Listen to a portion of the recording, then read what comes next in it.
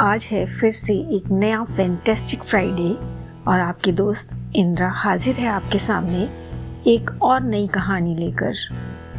ये बात उस समय की है जब स्वामी विवेकानंद अपने लोकप्रिय शिकागो धर्म सम्मेलन के भाषण के बाद भारत वापस आ गए थे। अब उनकी चर्चा विश्व के हर देश में हो रही थी। सब लोग उन्हें जानने लगे थे। स्वामी जी भारत वापस आकर अपने स्वभाव के अनुसार भ्रमण कर रहे थे। इस समय वे हिमालय और उसके आसपास के क्षेत्रों में थे। एक दिन वो घूमते घूमते एक नदी के किनारे आ गए। वहां उन्होंने देखा कि एक नाव है, पर वह किनारा छोड़ चुकी है। तब वे नाव के वापस आने के इंतजार में वहीं किनारे पर बैठ गए।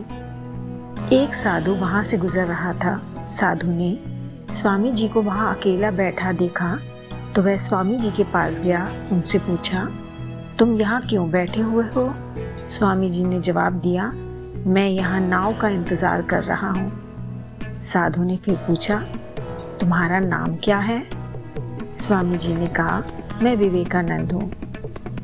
साधु ने स्वामी जी का मजाक उड़ाते हुए उनसे कहा, अच्छा तो तुम वो विख्यात विवेकानंद हो जिसको लगता है कि विदेश में जाकर भाषण दे देने से तुम बहुत बड़े महात्मा साधु बन सकते हो। स्वामी जी ने साधु को कोई जवाब नहीं दिया। फिर उस साधु ने बहुत घमंड के साथ नदी के पानी के ऊपर चलकर अपनी शक्ति का प्रदर्शन किया। कुछ दूर तक चलने के बाद साधु ने स्वामी जी से कहा, क्या तुम मेरी तरह पानी पर पैदल चलकर इस नदी को पार कर सकते हो?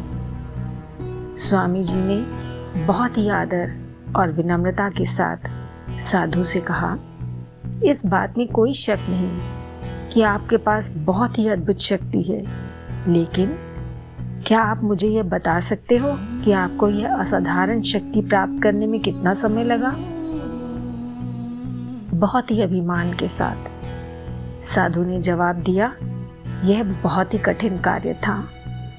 मैंने 20 सालों की कठिन तपस्या और साधना के बाद यह महान शक्ति प्राप्त की है। साधु का यह अंदाज बहुत ही अहंकार भरा था। यह देखकर स्वामी जी बहुत ही शांत स्वर में बोले, आपने अपनी जिंदगी के 20 साल ऐसी विद्या को सीखने में बर्बाद कर दिए जो काम एक नाव 5 मिनट में कर सकती है। आप ये 20 साल निर्धन बेसहारा गरीबों की सेवा में लगा सकते थे, या अपने ज्ञान और शक्ति का प्रयोग देश और देशवासियों की प्रगति में लगा सकते थे, परंतु आपने अपने 20 साल सिर्फ 5 मिनट बचाने के लिए व्यर्थ कर दिए। ये कोई बुद्धिमानी नहीं है। साधु सिर झुकाए खड़े रह गए और स्वामी जी नाव में बैठकर नदी के दूसरे किनारे चले गए। इस कहानी से हमें यह सीख मिलती है कि ज्ञान और शक्ति का सही प्रयोग आवश्यक है। किसी शक्ति को प्राप्त करके यदि हम उस पर घमंड करते हैं तो यह मूर्खता है। शक्ति का सही जगह पर सही इस्तेमाल करना ही वास्तविकता में बुद्धिमानी है। बच्चों, मुझे उम्मीद है कि आपको ये कहानी जरूर पसंद आएगी और इससे शिक्षा भी मिलेगी। आप सभी मेरे चैनल को लाइक और सब्सक्राइब करना ना भूलें।